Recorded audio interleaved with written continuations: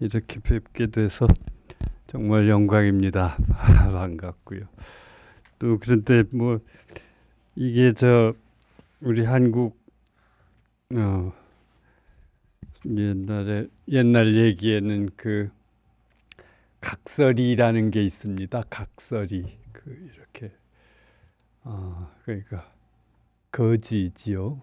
각설이 또 좋은 날을 잘 받아서 와야 대접도 잘 받고 하는데 이게 하필 이렇게 굳은 날을 잡아가지고 찾아뵙게 돼가지고 제가 좀 면구스러운 느낌이 없지 않습니다. 거기다 하여튼 명절이 든 주간인데다가 이렇게 또 날까지 굳고 해서 하여튼 좀 그렇게 생각합니다. 그렇지만은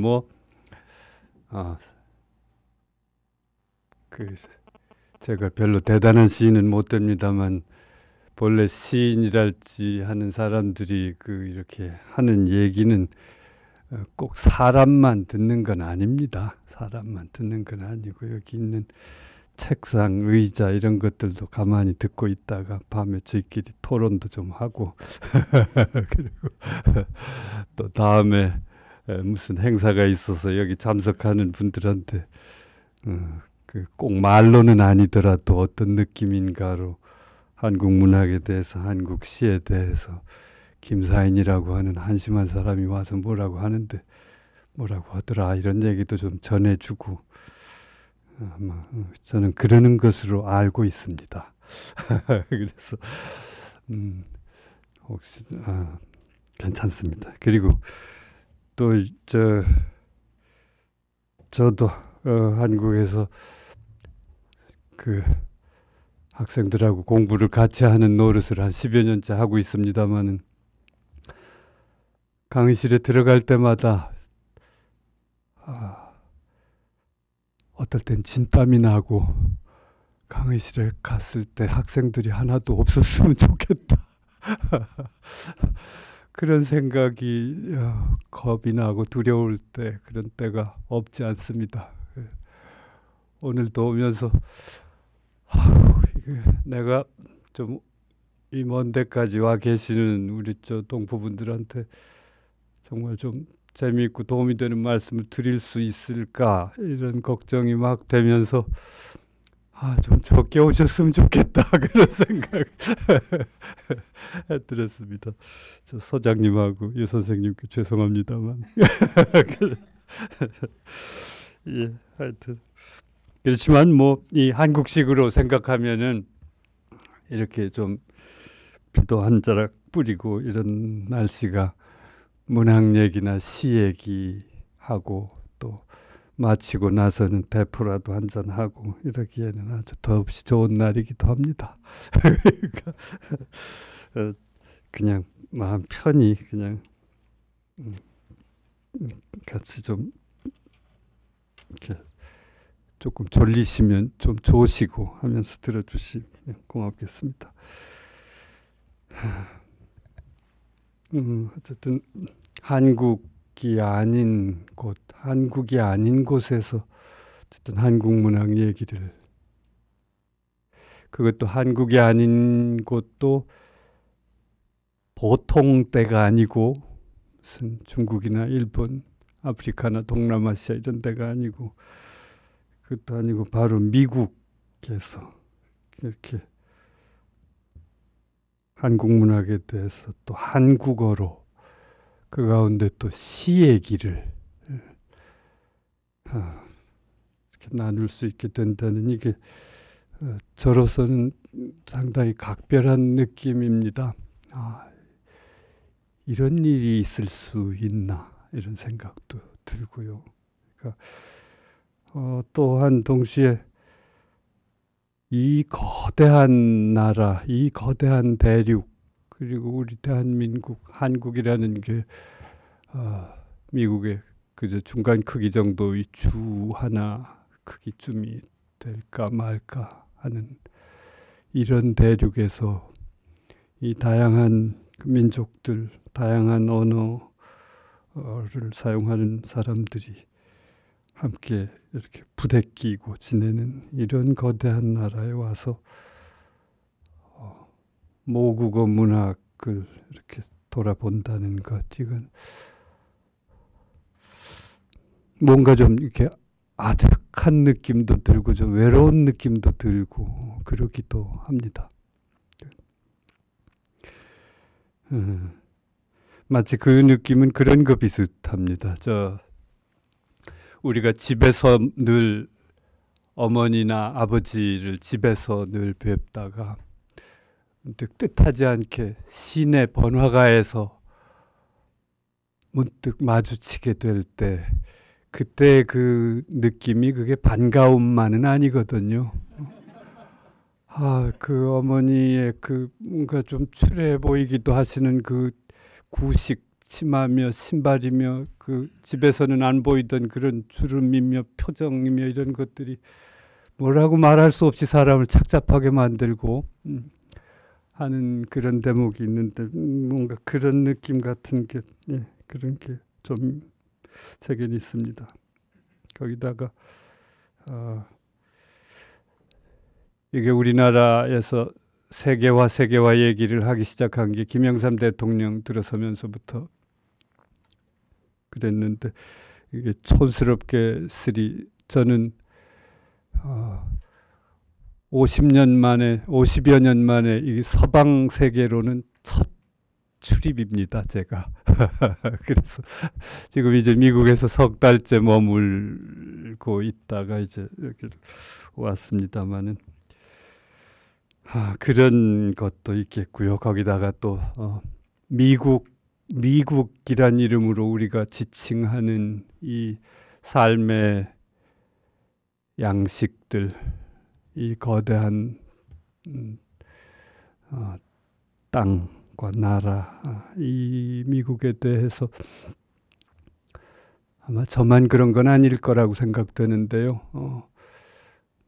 뭐라고 말하기 어려운 어떤 그런 또 그 양가적인 감정 이런 것들이 또한 없지 않다고 생각합니다.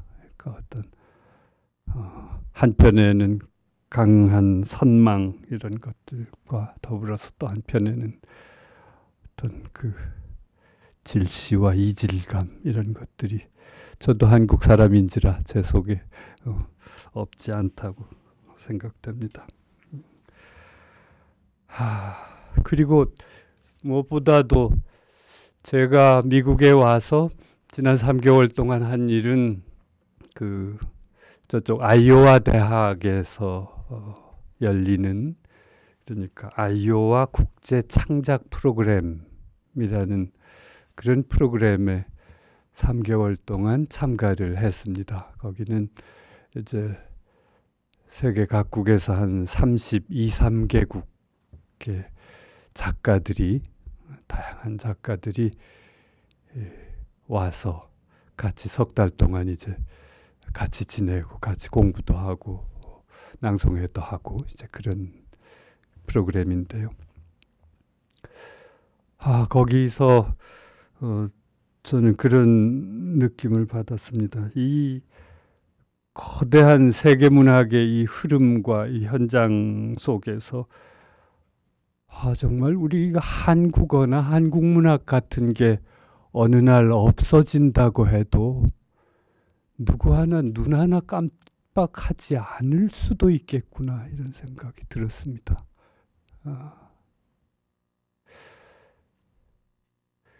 그리고 며칠 전에 뉴욕에서 그 뉴욕 맨하탄에 있는 뭔가 뉴욕 퍼블릭 라이브러리를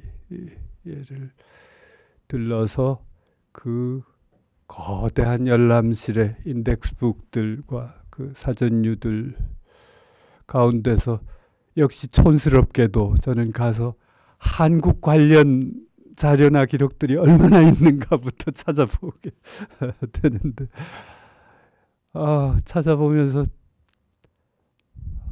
뭐라고 말하기 어려운 그런 어떤 무력감, 절망감 같은 걸 또 한 번 느꼈습니다. 너무 존재가 없어요. 거기에 아까 저 정신문화연구원에서 나온 민족문화 대백과라는 그런 사전류 책들 한 세트와 코리안 와에 관한, 그래서 미국 쪽에서 관심을 가질 법한 그런 자료들 몇 권 외에는 뭐 아프리카나 동남아시아 나라들보다도 더 자료가 빈약하다, 그런 걸 확인을 했습니다. 그러면서 이거 참 어쨌든 그런 나라에서 이렇게 생김새도 이렇게 닮은 우리끼리 미시간 대학의 어느 그 등에 이렇게 같이 모여 앉아서 한국 시에 대해서, 문학에 대해서 이렇게 뭔가 그래도 약간은 떨리는 마음을 가지고 이렇게 얘기를 하고 또 듣고 하는 일, 이거 참 아득하고 이게 이 일이 대체 무슨 일인가, 이런 생각을 한편을 하게는 됐습니다. 어쨌든 오늘 저 제목이라고 정해 놓은 것이 가난한 시대 시쓰기랍시고, 청승맞은 제목을 뽑아놓고 어쨌든 날까지 굳고 이래저래 저 오신 분들을 즐겁게 해드리기는 어려울 것 같고요. 하여튼 그냥 제가 별 보잘것 없는 사람입니다만은 50여 년 만에 미국 첫걸음을 한 사람이고, 그냥 시 쓰는 일로 젊은 시절부터 시간을 보낸 사람이고, 그러니까 또 지난 70년대 80년대를 한국에서 지내면서 누군들 괴롭지 않았겠습니까? 연세 드신 분들께서는 다 같이 느끼셨을 일이겠습니다만, 또한 굳이 또 짚어보자고 하면 70년대 80년대만 그랬던 것도 아니죠. 지난 60년대 4.19와 5.16과 한일협정 반대 시위들과 또 그것뿐인가요? 거슬러 올라가면 50년대는 뭐 온전했습니까? 6.25 전쟁 50년부터 53년까지 그 사이에 남북한 통틀어서 어떤 통계에 따르면 300만 명가량이 죽다시피 했다고 돼 있으니까, 사상자, 부상자까지 합친 통계인지는 모르겠습니다만, 그러면 거의 한국 인구의 당시 인구로는 10명 중에 1명은 그 전쟁 기간 동안에 죽거나 부상을 당한, 우리 한국 근현대사라는 게 온전한 시기라는 게 사실은 한 번도 없었다고 할 수 있을지 모르겠습니다. 그렇지만 어쨌든 그런 7, 80년대, 저는 대학을 74년에 입학을 해서 다닌 사람입니다. 그러니까 정치적으로는 이제 박정희 대통령이 이제 오랫동안 집권을 하시고, 그러니까 유신 체제라고 불리는 그런 기간, 또 긴급조치, 대통령 긴급조치라는 것이 이제 선포가 돼서 유신 헌법에 대한 개헌, 헌법 이거 좀 바꿔야 안 돼, 이런 논의 자체가 이렇게 긴급조치 위반이 돼서 이제 붙잡혀 가게 되는 그런 시기에 대학 시절을 보냈습니다. 그러니까 저뿐 아니라 다들 그 시절에 젊은이들은 젊은이들대로, 또 부모님들은 부모님들대로 노심초사하시느라고 학생 자녀를 가진 분들은 노심초사하시느라고 힘드셨습니다. 어쨌든 그렇게 뭐 그런 시절을 시로 문학하는 일로 뭐 어찌 조금은 괴로워하면서 지내려고 애쓰지 않았어도 저 아니더라도 다 괴로웠을 겁니다. 어쨌든 그런 흔적들을 좀 제 시를 통해서 말씀을 좀 올리고, 또 뭐 그게 아니더라도 모처럼 저 국산 시인이 왔으니까 국산 시인과 국산 시를 좀 실물로 한번 감상도 하시는 그런 기회로 삼아 주십시오. 또 저 한국문학 전공하시는 학생분들 많이 계시고 또 우리 정말 유능하신 선생님들 계시고 하니까 정말 시를 쓴다는 게 더구나 오늘 같은 시대에 시를 쓴다는 일이 이게 어떠해야 할 건지 이런 생각을 같이 좀 나중에라도 함께 나눌 수 있는 그런 자리가 된다면 더 바랄 게 없겠습니다. 제가 먼저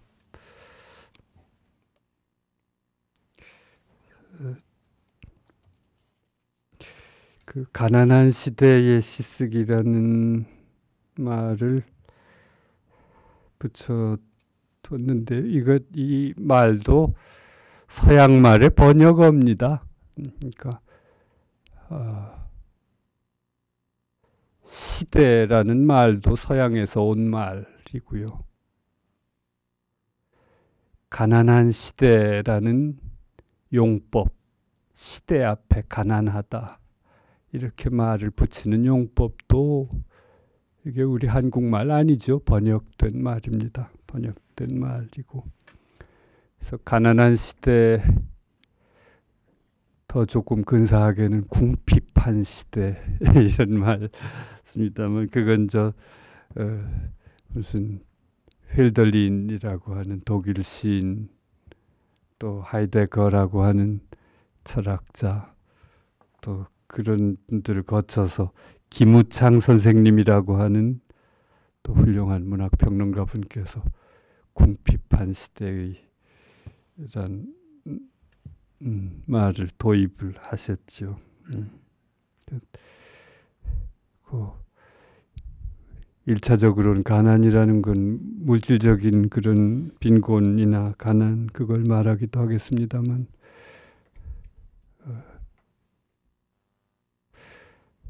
제가 이 단어를 쓰고 싶었던 것은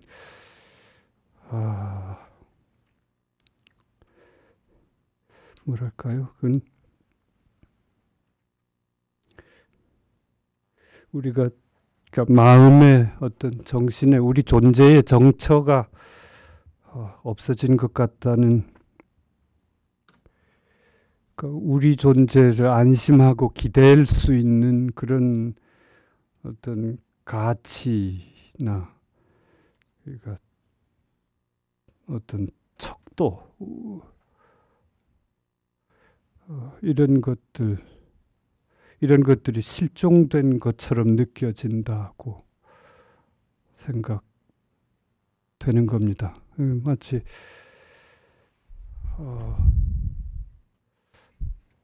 아무래도 좋고 어찌해야 좋을지 모르겠는 동시에 아무래도 관계없는, 모자를 바로 써도 뭐라는 사람도 없고 거꾸로 뒤집어 써도 뭐라고 하는 사람이 없는, 여기서 앉아야 좋을지 서야 좋을지 설 자리인지 앉아야 될 자리인지에 대한 분간이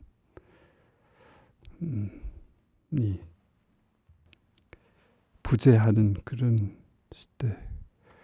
그러니까 어떤 동양의 고전적인 의미로서의 어떤 법도와 예의 감각,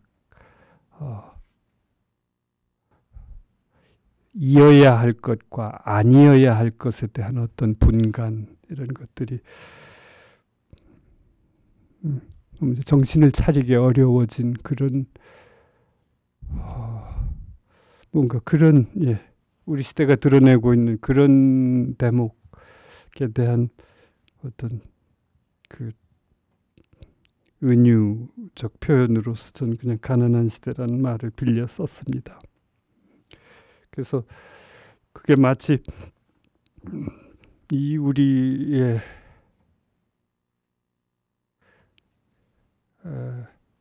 마치 우리가 그런 거죠.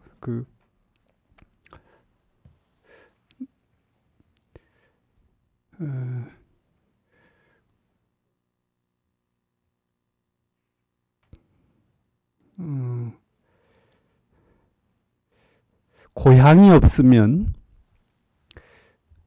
없으면 돌아갈 곳도 없습니다. 그죠?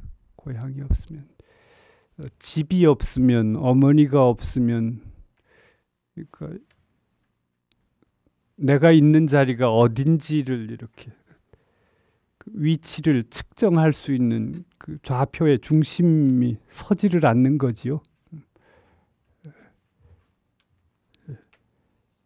제가 생각하는 가난은 거기서 오는 그런 어떤 가난인데요. 그런데 우리가 왜 이렇게 가난해졌나? 우리의 이 가난의 원인이 어디에서 오는 것인가? 그러면 가난이란 말도 빌려 쓴 말입니다만 돈이 없어서인가? 돈이 부족해서.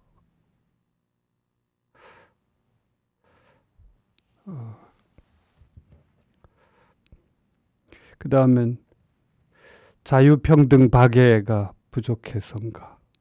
민주주의가 잘 되지 않아서인가? 이렇게. 그러면 더 많은 돈이 있다면 더 많은 자유평등 박애와 더 많은 민주주의가 제도화 된다면 이 가난, 우리의 이 가난이 해소될 수 있을 것인가?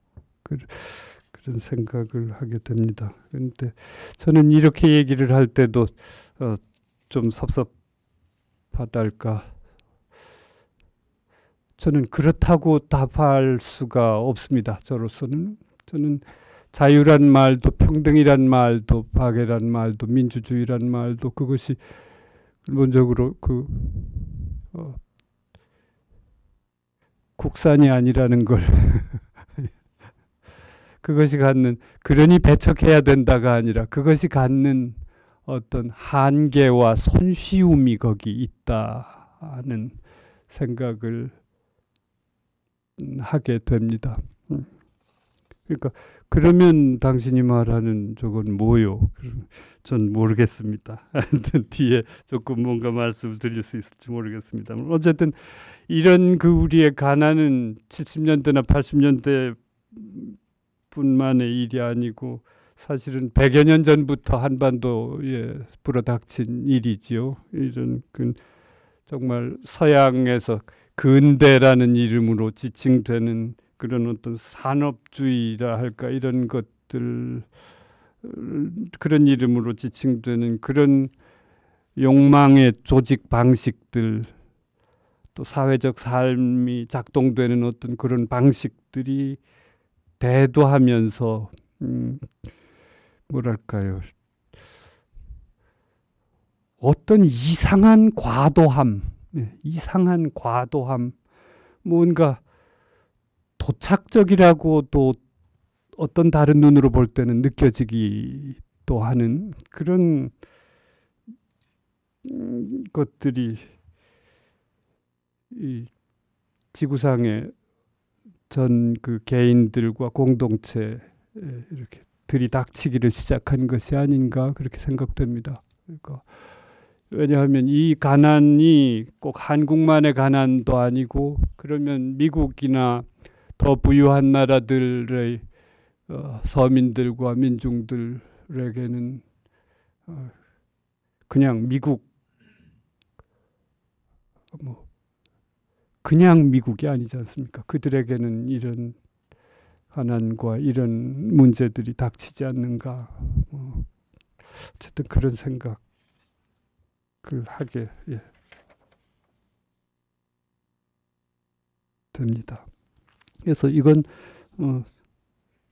조금 나중에 그냥 이 주변에 대한 저의 생각을 조금 말씀 올리겠습니다만, 이 문제는 저는 물론이고 여러분들 모두 함께 꿍꿍 알아야 될 화두가 아니겠는가 그렇게 생각은 합니다. 그리고 그건 손쉬운 한두 사람이 말하는 이게 답이야 라고 답을 내놓을 수 있는 그런 문제도 아닐 겁니다. 그냥 같이 꿍꿍 앓는 수밖에 없죠. 그냥 우황 든 황소같이. 그리고 그 꿍꿍 앓는 과정이 독실하게 꿍꿍 앓는 과정이 그게 공부하는 과정이고 뭐 저 같은 시 쓰는 사람에게는 시 쓰는 과정이 되기도 할 것이고 그렇지 않을까 생각합니다. 시를 한두 편 먼저 읽어 올리고 또 말씀드릴게요.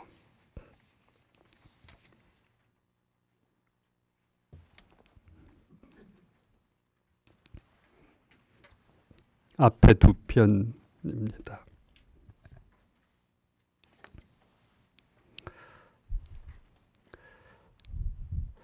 시를 쓰며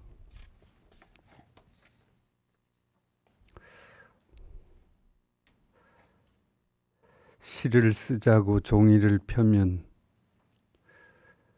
들리더라. 겨울 바람 소리, 비틀거리는 걸음 소리, 가파른 낙골 언덕 리어카 끄는 소리, 언 땅을 파는 곡괭이 소리, 머리를 흔들고 다시 펜을 그려잡아도 내 속에서 들리더라. 숱한 호텔마다 망년 파티, 잘 빠진 사람들의 드높은 웃음소리, 유리잔 부딪는 소리,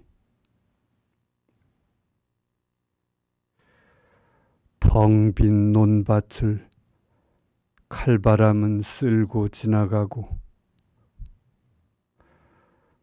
떠나는 소리, 캄캄한 소리, 귀를 막아도 들리더라. 시를 쓰자고 종이를 펴면 이내 다시 덮는다. 이어야 할 것은 아니고 아닌 것만 남아 이 겨울이 지나는데 펜을 잡고 앉은 나는 누구냐? 거기 있는 너는 누구냐? 죽이는 소리냐? 죽는 소리냐?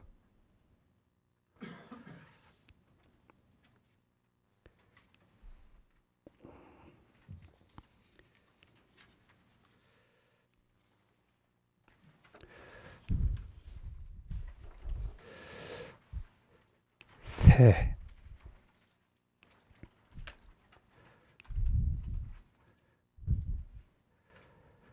거센 바람 속에 새가 난다.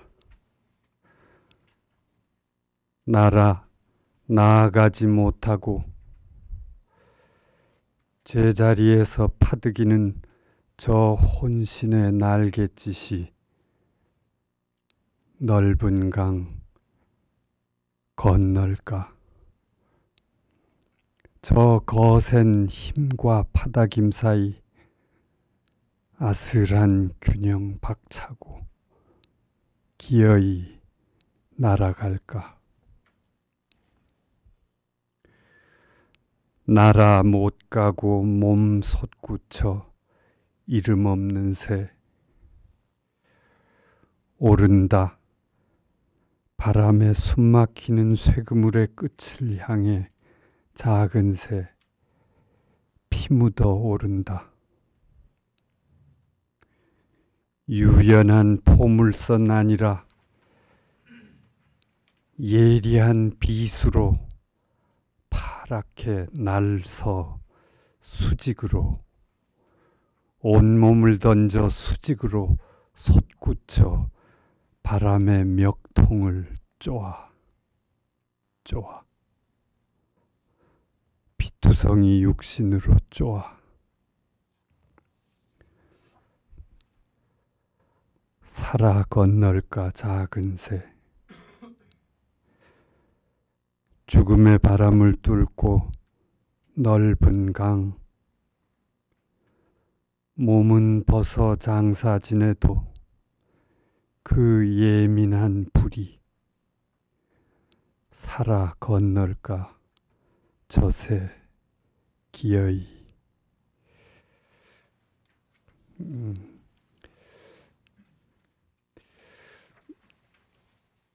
예, 좀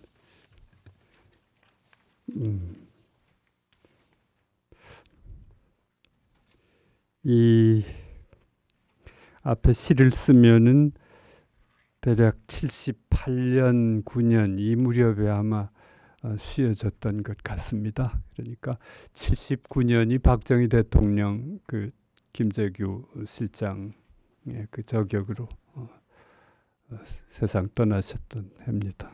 그리고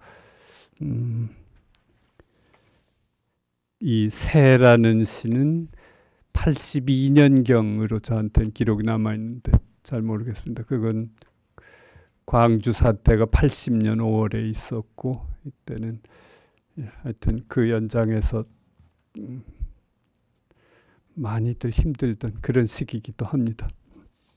근데 앞에 시를 쓰며 그걸 보면 그렇죠. 시인이 말이죠. 시쓰기에 관한 시를 쓴다는 거는 이건 정말 그건 최후의 시쓰기입니다. 그러니까 시인이라는 건 다른 뭐 꽃에 대해서, 나무에 대해서, 추위에 대해서, 정말 아름다운 애인에 대해서 노래를 하고 시를 써야지. 지 시쓰기에 대해서 시를 쓰는 이건 마치 여러분들 저 읽어보셨는지 모르겠습니다만 이상이라는 30년대 그 참 또 탁월한 작가의 성천기행이라는 수필 속에 보면 장난감 없는 그 외진 산골짜기의 아이들이 장난감이 없으니까 아무 소리도 없고요. 기차도 버스도 없고 하늘은 새파랗고 그러니까 애들이 막 흙장난을 하다가 펄쩍펄쩍 뛰다가 기성을 지르다가 나중에 심심하니까 똥누기 놀이를 합니다. 그런데 그러니까 그러면서 똥이 아무 때나 나옵니까? 눌만 해야 나오는 거지. 돌아가면서 똥누기 놀이를 하는데 똥을 못 누는 아이는 정말 절망적이지요. 막 친구들 간에 이 새끼 똥도 못 누는 돌리다시피 하는. 그러니까 저에게는 제가 아니라 이 시를 쓴 사람에게는 아마 이게 거의 그런 똥누기 놀이쯤에나 해당할 좀 그런 시로 느껴집니다. 참 저 씁쓸한 정황이고요. 그러니까 요컨대는 이 시는 정말 저 가난한 이웃들이 너무 가슴 아프고 그런 반면 세상은 너무 불공평 해가지고 부끄러워서 시 같은 거 못 써먹겠다 이런 요건데 그런 비명을 지르는 거지요. 핑계도 가지가지입니다만 이게 도대체 저 낙골을 아시는 분들 어르신들은 아시겠습니다만 낙골이라는 데는 지금 신림 7동 이렇게 돼 있습니다. 저 관악구의 남부경찰서 건너편 쪽 월곡동 뭐 미아리 이런데 낙골 이런데 해서 정말 60년대부터 그 농촌에서 이주해 올라온 많은 이들이 판자집을 짓고 몰려 살던 그런 지역이죠. 그러니까 그런 힘드는 이웃들 한쪽에는 겨울 바람 속에 그 노동의 고달픔들 려카 끌고 생으로 언 땅을 파고 이런 그렇고 그런가 하면 한쪽에서는 저 으리으리한 호텔에서 망년 파티와 이렇게 이런 걸 하고 도대체 내가 책상머리에 앉아서 이 속에 겨우 종이 앞에 앉아서 이 창백한 손과 얼굴을 하고 시를 쓰고 있다니 이게 대체 이게 죽이는 짓이냐 이게 죽는 짓이냐 뭐 그런 비슷한 얘기를 하고 있습니다. 그러니까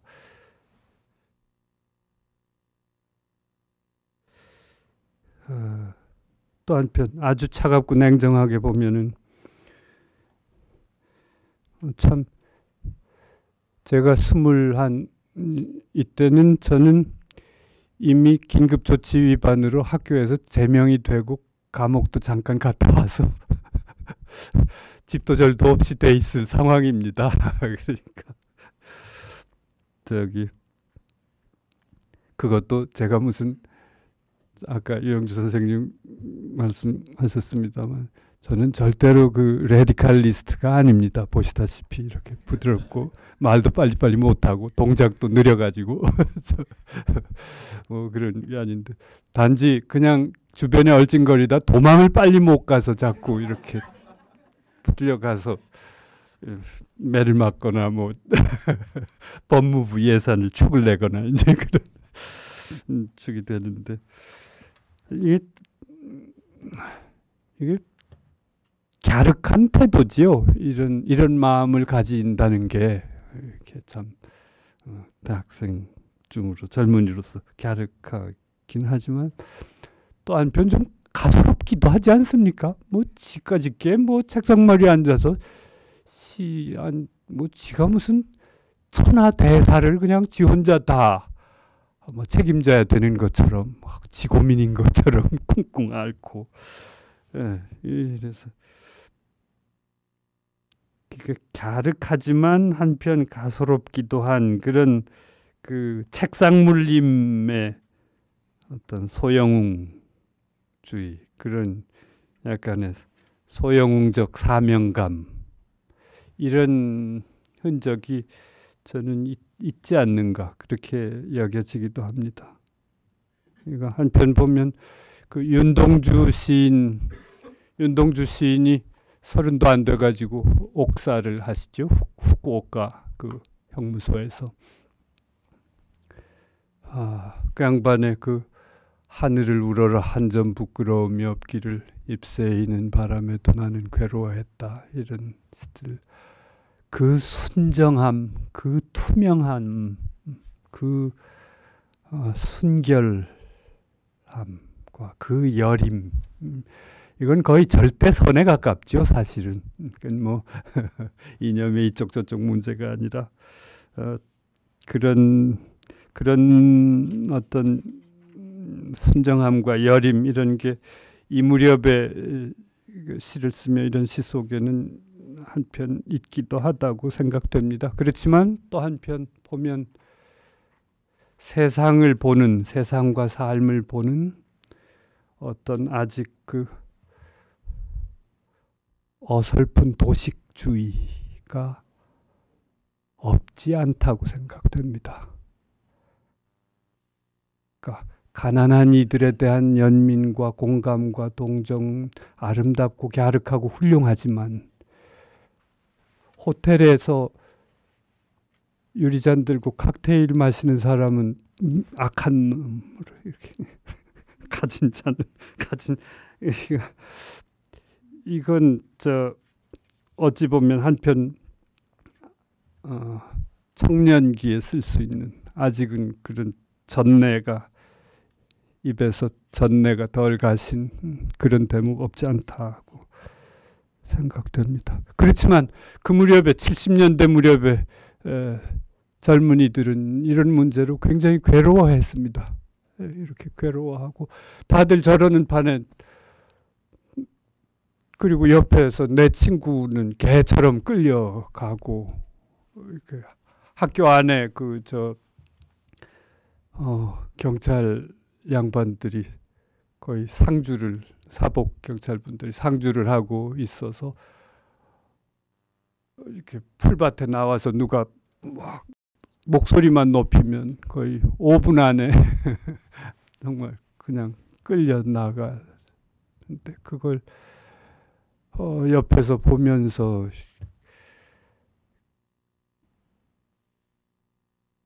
도서관에서 고시 공부를 하는 일이라는 건 정말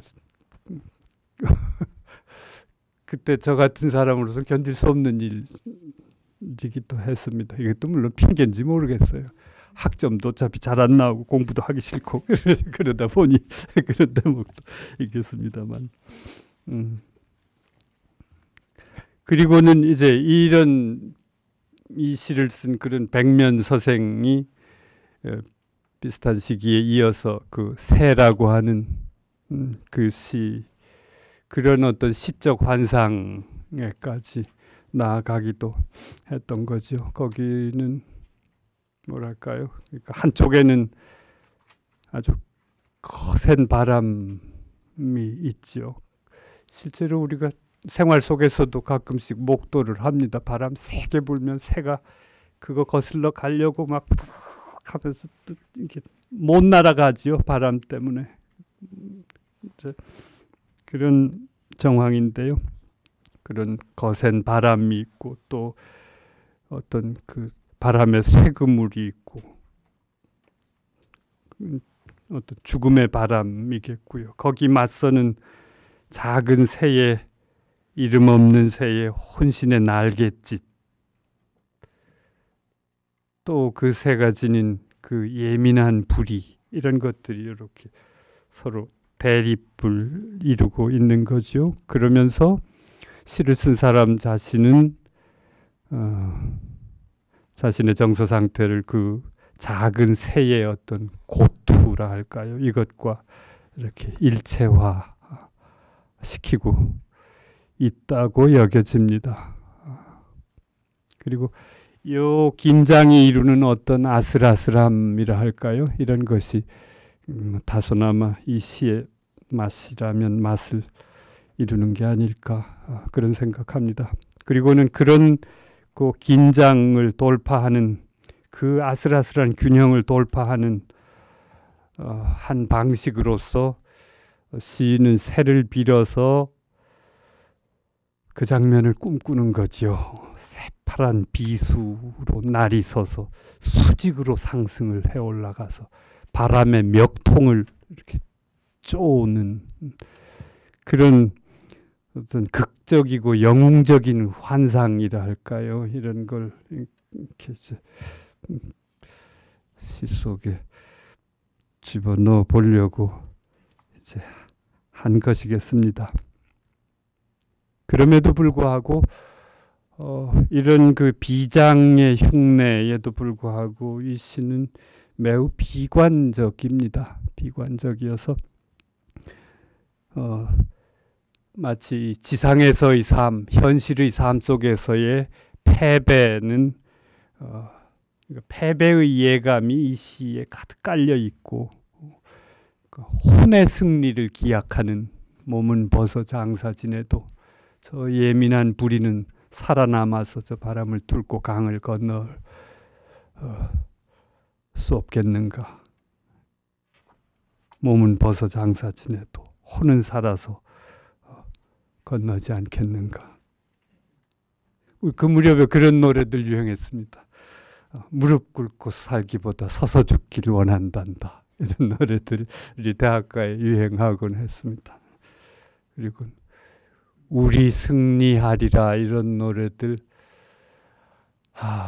그건 그 교회에서 많이 불리는 노래인가요? 본래 그랬죠. 그러니까 우리 승리하리라 이런 노래.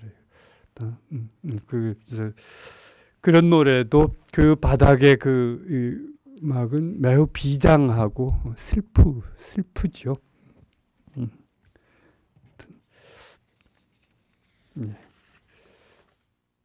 그런 시가 한편에 있었습니다.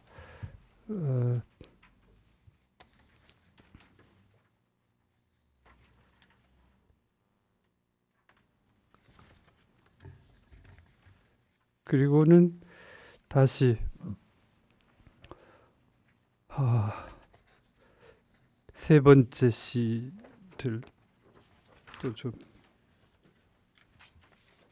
말씀을 올리겠습니다. 세 번째 시는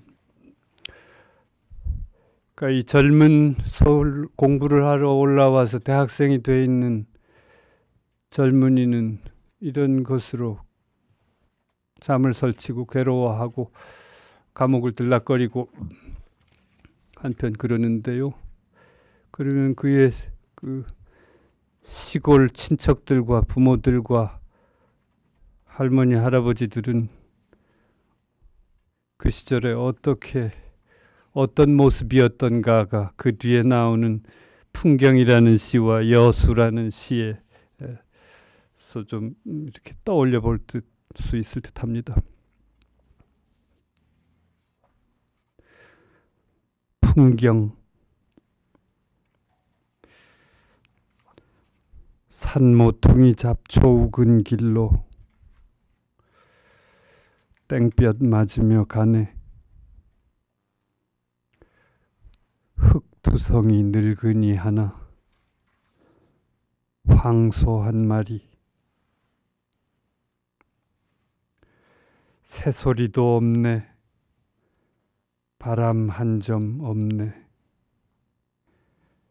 발밑에는 푸석한 먼지. 저 풍경 아무도 말하지 않네. 실한 팔다리들은 다 어디로 가고 이 빠진 늙은 것들만 기침에 넘어오는 가래를 우물우물 되씹어 넘기네. 말하는 이 없네. 세월은 홀로 저만큼 앞서가고 금간 사발 몇 개 남아있네. 땀 흘러 해진 셔츠는 등에 붙었네.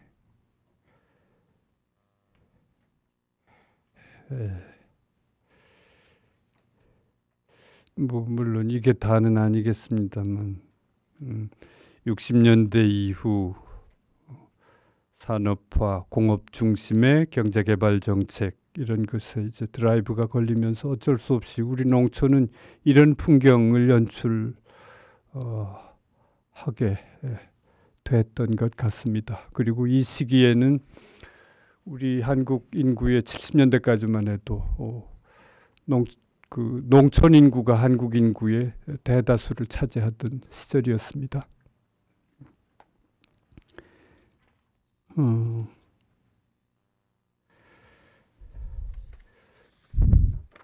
또 그런가 하면 그 뒤에 있는 여수라는 시에는 그런 읽지는 않겠습니다만 여기 농사꾼 순천 사는 농사꾼 정 씨가 그 농한기에 그러니까 농사 쉬는 철에 겨울에 돈 벌러 여수로 석수쟁이 일하러 나와 있는 장면입니다. 나와서 그리고 이제 애들은 광주 학원 다녀야 된다고 순천서 학교 다니던 작은 아들은 광주로 학원 공부하러 이제 간 거겠지요. 그런 장면입니다. 그런데 가서 돈이 안 벌리는 거지요. 추위에 몸은 상하고 땡겨 먹은 외상값은 쌓여만 가고,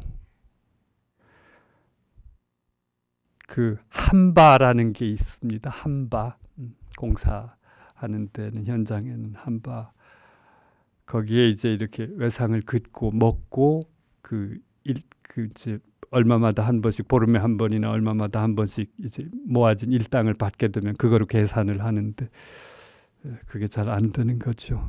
그 정씨가 낮잠을 깨서 부스스 그 바닷가 쪽으로 나가서 괴타리를 풀고 힘없이 오줌이 옆으로 날린다, 이렇게 글씨를 맺고 있는데요. 이 장면들이, 물론 여기도 역시 그런 생각이 듭니다. 뭔가 시 쓰는 사람의 다소간 감상적인 개입, 또 그 어려운 가운데 일하는 이웃들에 대한 이렇게 그이들의 삶에 대한 상상의 일말의 도식성, 이런 것이 이때도 아직 없지 않다고 여겨집니다. 그것하고도 관계가 있을 텐데요. 그러니까 이 비참, 이 삶의 이 비참을 한편으로 인식을 하고 아파하고는 있는데도 불구하고 그 비참한 현실의 단편과 그 현실의 표피를 이렇게 적발해내서 그거로 시 한 편 한 편의 얼개를 짜고 있을 뿐이지, 실제 그 비참, 이 고통과 비참의 깊은 데까지 시 쓰는 사람이 나아가거나 닿고 있지 못하다, 이런 생각을 한편 합니다. 그렇게 나아가지 못하는 데에 바로 그 상상력과 민중적 삶의 실상을 접근하고 그걸 이해하고 이렇게 다가가는 이 사고 방식의 도식성, 이게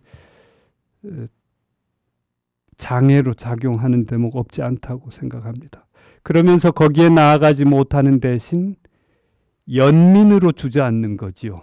바로 이 석수쟁이 정씨, 또 저 땡볕에 아무 소리 없고 땀을 절절 흘리면서 이 시골 농사 짓는 어른들, 난닝구, 성한 난닝구 입던 양반들 없습니다. 다 같이 땀에 절고 해서 찢어지고 그냥 누렇고 한 거 있고, 그리고 먼지만 풀풀 이는 길을 노인이 소 끌고 혼자 이렇게 가는, 그것에 대해서 연민으로 주저앉아 있는 그런 단계처럼 느껴집니다.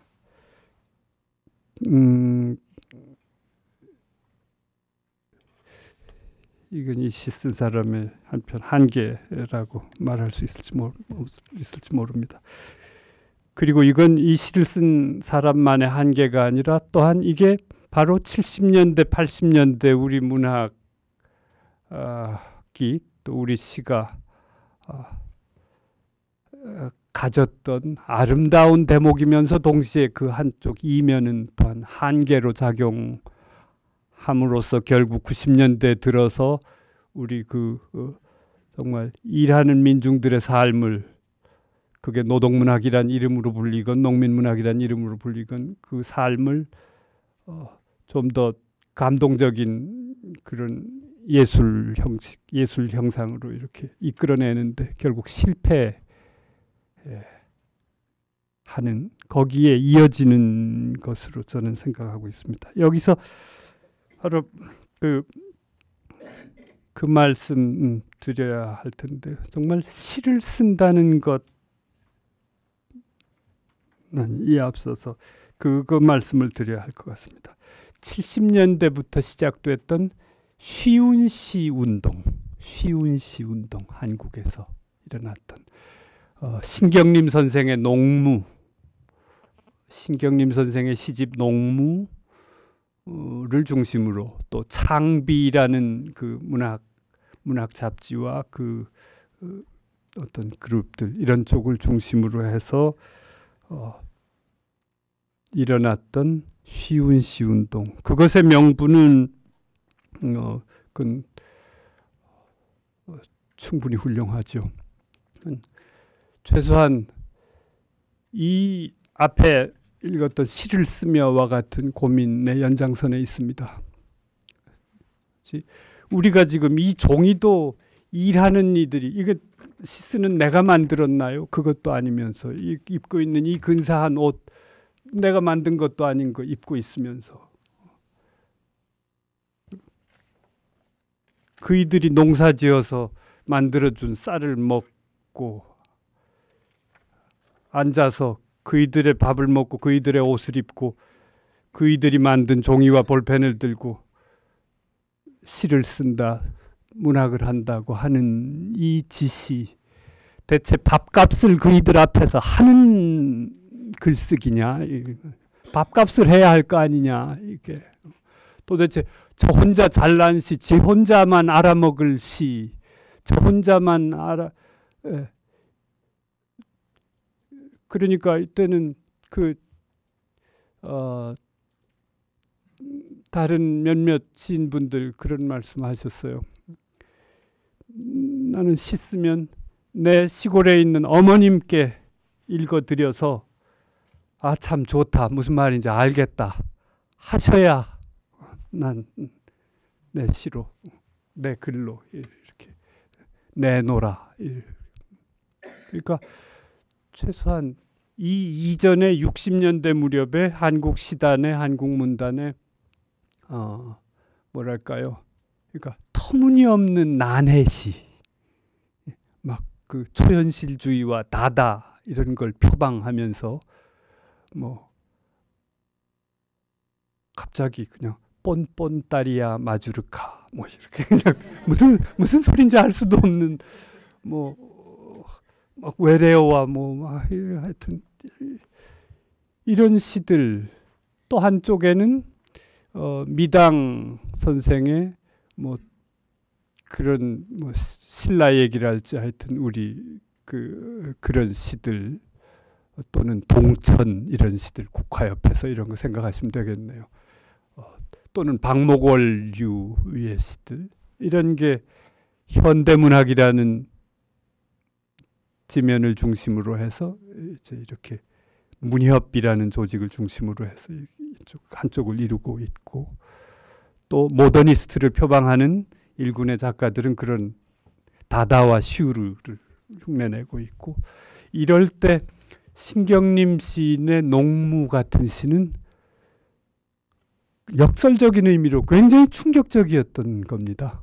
65년, 6년에 이제 처음 발표되는데 못난 놈들끼리는 얼굴만 봐도 즐겁다. 뭐 이런 너무 쉬워가지고 도대체 아니 시가 이런 것도 시야? 이런 시라고 하면 뭔가 이게 아사무사하고 이게 알듯 모를 듯하고 이게 조금 뭔가 약간 서구적인 이게 냄새가 조금 묻어 있고, 프랑스 냄새 이런 게 좀 묻어 있고 이래야 이게 시였는데, 이렇게 쉽고, 그리고 어떻게 시에 이렇게 시라면 뭔가 아련하거나 아주 고답적인 그런 걸 다루어야지, 그냥 보통 사람들의 보통 사는 내용이 그게 어떻게 시거리가 되냐.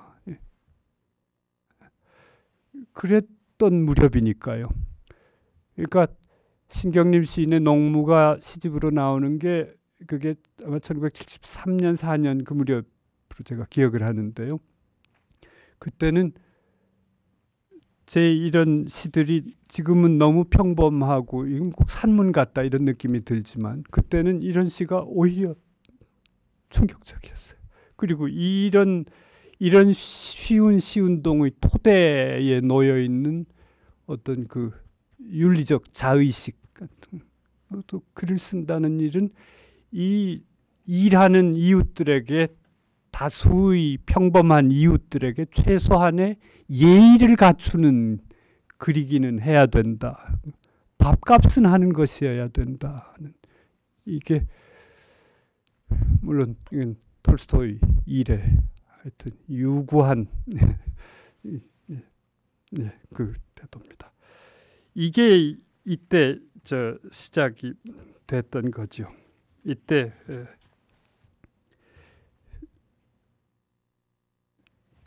이거는 이런 점은 대단히 높이 평가돼야 됩니다. 대단히 높이 평가돼야 되고 기여한 바가 크다고 생각합니다.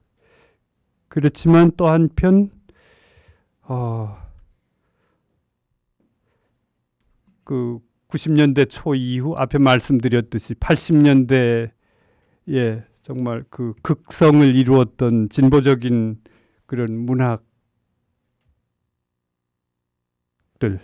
그런 그이 몰락하는 어떤 그 원인도 이미 이 쉬운 시 운동 속에는 내재돼 있기도 하다고 한편 생각합니다. 그건 왜냐하면 이게 알게 모르게 그 여긴 말이죠. 이 예의를 갖춰야 된다. 밥값을 해야 된다. 여기에는 죄의식의 형태로 일종의 선민의식이 뭔가를 민중을 위해서 가난한 이웃을 위해서라는 말 속에 내포되어 있는 어떤 함정이 세상을 볼 때 양분법적인 도식에 손쉽게 가서 기대도록 만드는 그게 되지 않았나 그렇게 생각을 합니다. 그래가지고 그 결과로 진정한 의미의 어떤 노동자적 삶의 농민적 삶의 민중적 삶의 전형을 구현하기 위한 고투로 나아가질 못하고 도식을 답습하는 그런 소설, 그런 시 쓰기를 계속하면서 독자들로부터 고립되고 말았다. 이런 측면이 있다고 저는 생각합니다.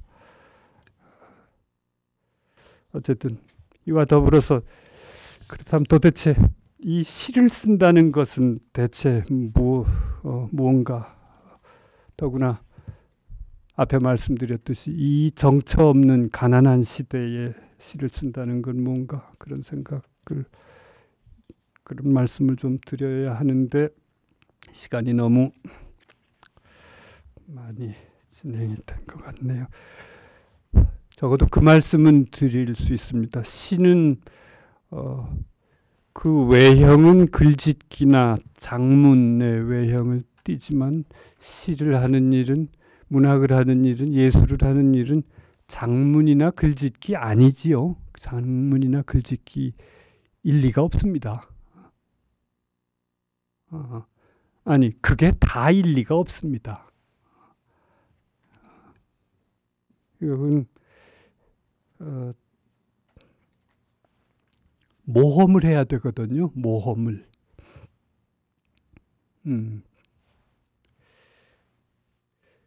저기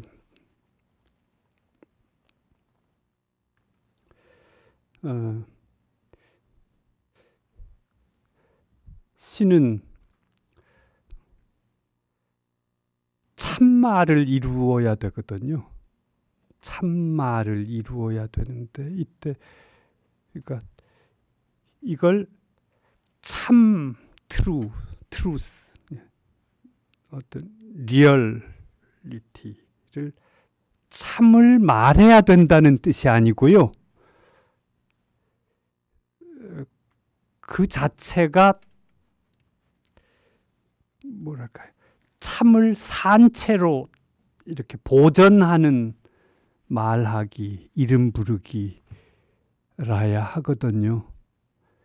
그러니까 참이라는 게 여기 이렇게 있고 그것을 그 참에 대해서 그 참을 이렇게 단어를 빌어서 설명하고 말하는 것. 이것이 참말, 그런 참말하기가 아니라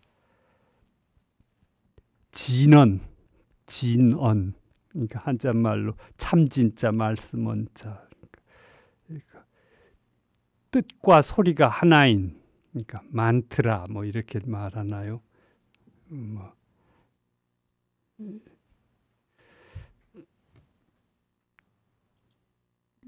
그러니까 상투화되고 자동화된 그런 죽은 암들, 죽은 이름들, 그것으로 접근되지 않는 그런 삶의 결, 문위, 그런 표정, 이것에 가 닿고자 하는 건데요.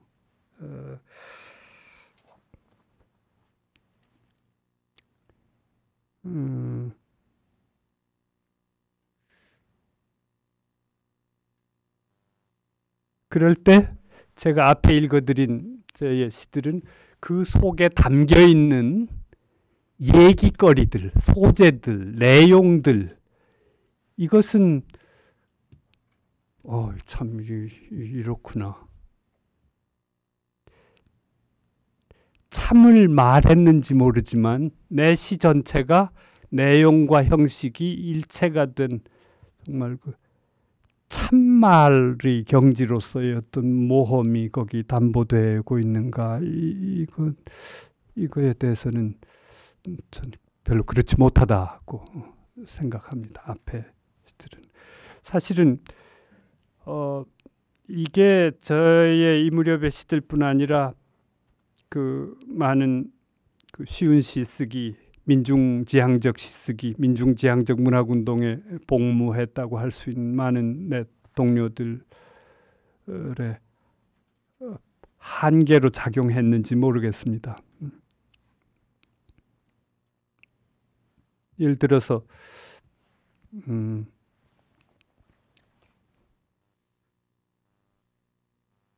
저기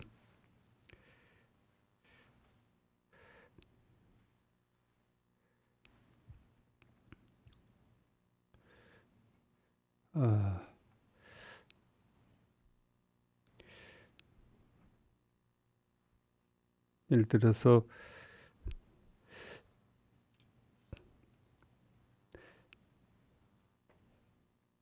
사실은 제가 김사인이 아닙니다. 이렇게 말씀을 드리면 마치 밤에 엘리베이터 타고 올라가면서 나 김사인 아니거든? 김사인인 줄 알았지? 친구 둘이 타고 가면서 나 아무개 아니거든. 그 소리를 착 끼치면서 그 무슨 여고괴담 이런 데 나올 법한 얘기입니다만은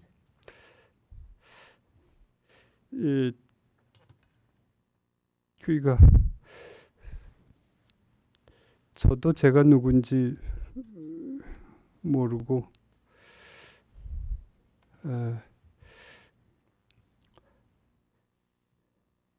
그러니까 제 이 좀 더러운 손수건이라 죄송합니다만 이게 뭡니까 하면 당연히 누구나 손수건, 이건 저 컵이라고 말씀을 하십니다만 너무 당연해서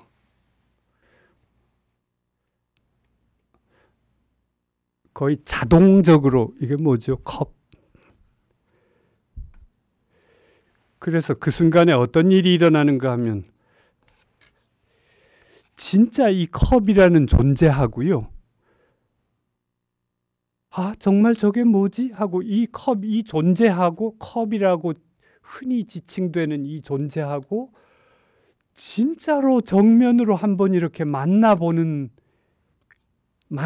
시간과 그 과정이 생략돼 버리고 이게 기호화, 자동화돼 가지고 우리의 인식이나 우리의 알미라는 것이 기호로 자동화돼서 이걸 딱 되면 컵하고 그냥 여기를 미끄러 지나가. 한 번도 여기 머물러서 이 존재와 내가 진정으로 내 온 존재로 이 온 존재와의 이렇게 접속과 만남을 이루지를 못하는 거지요.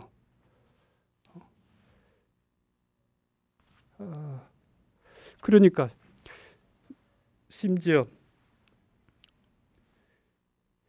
저는 이게 자본주의라고 생각합니다. 제가 여기 근사한 양복을 입고 있습니다만, 여러분도 다 좋은 옷을 입고 계십니다만, 그 옷들 오신 분들이 직접 만드신 분들 한 분도 없으실걸요. 아마 한 분도 없을 겁니다. 이걸 제가 안 만들었어요. 그럼 만들 줄을 아는가? 만들 줄 모릅니다. 그럼 누가 만들었는가는 아는가? 모릅니다.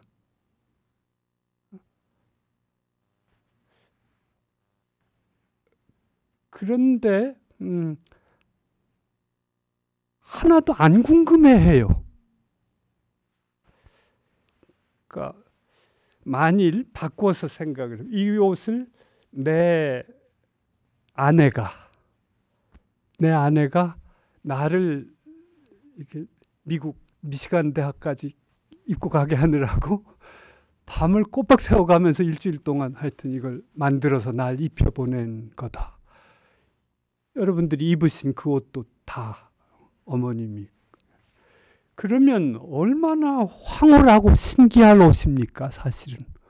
어쩌면 여기를 이렇게 접어서 여기에 이렇게는 지가 빠지지 말라고 이렇게 단추 채우는 요거까지 만들어 붙이고, 어떻게 해서 요렇게를 선을 요렇게 동그랗게 해가지고 요렇게 만들어 쓰고, 도대체 뭐로? 기가 막힐 노릇인데 하나도 우리는 감동 안 해요. 우리가 궁금해하는 건 단지 딱 한 가지, 두 가지밖에 없습니다. 어디서 샀어? 야, 얼마짜리야? 그러니까 우리의 사물과 세계와 이걸 대하는 우리의 감수성이, 감각이 이 지경이 돼 있거든요. 이게 가난이 아니고 뭡니까? 이게 궁핍이 아니고 뭐예요? 정말로 사물과 존재에 대한 진정한 감동의 능력이 이렇게 엉망진창이. 그러고도 우리는 하나도 불편 없이 그냥 얼마짜리로. 그리고 여기를 그냥 미끄러지지요. 미끄러지고. 그런 옷을 입고 누가 농사를 지은 건지도 모르는 쌀과 식품을 먹으면서, 누가 지은지도 모르는 집에서 먹고 자고 산, 우리가 무슨 재주로 외롭지 않을 수가 있습니까? 현대인이라는 이들이 정신질환이 걸리지 않고 살아가는 게 정말 용한지도 모르겠어요. 어쨌든 그러니까 시는 바로 이것들과, 이런 것들과 맞부딪혀서 이 상투화되고 죽은 이 고정관념들, 자동화된 인식들, 이것들과 피투성이 싸움을 붙어줘야 되거든요. 심지어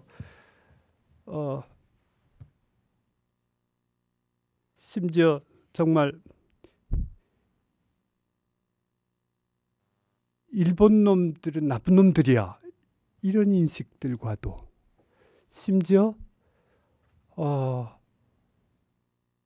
광주 학살의 주범, 광주 사태의 주범들은 나쁜 사람들이야, 이런 고정관념과도 심지어.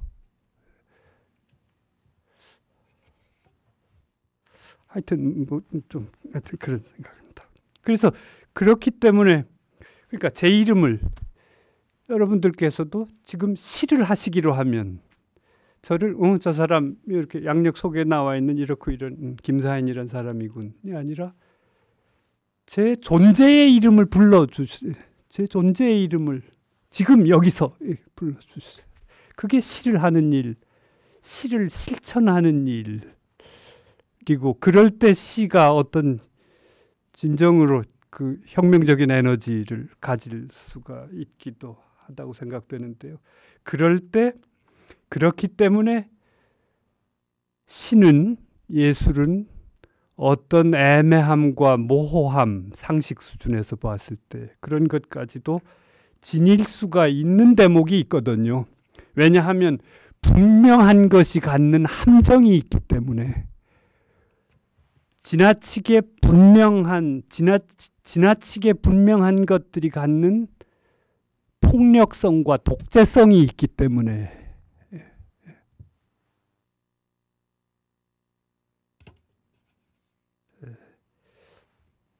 하여튼 제 생각은 그렇습니다.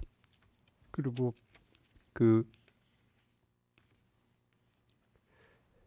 저는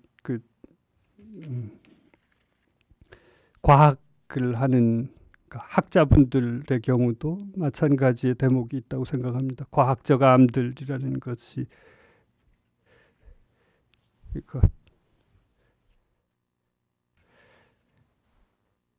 연구 대상에 대한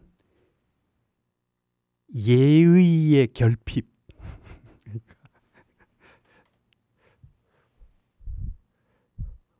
왜 나뭇잎한테 물어도 안 보고 왜 입 닫아가 막 메스로 깔라가지고 속을 왜 들여다보느냐 말입니다. 왜? 허락도 안 받고. 땅속을 왜 파느냐 말입니다. 가만히 잘 있게 좀 안 두고. 그러고는 그거로 과학적 알물, 이건 알물 허락도 받지 않고 그건 갈취하는 죄송합니다만. 마치 그건 아프리카나 저 남미에서 막 땅 파가지고 파내가지고 여기 메트로폴리탄 박물관 의리의리한 거 차려놓은 저것하고 이게 비슷한 데가 있는지도 모른다, 그런 생각을 하게 됩니다. 알미라는 것. 그러니까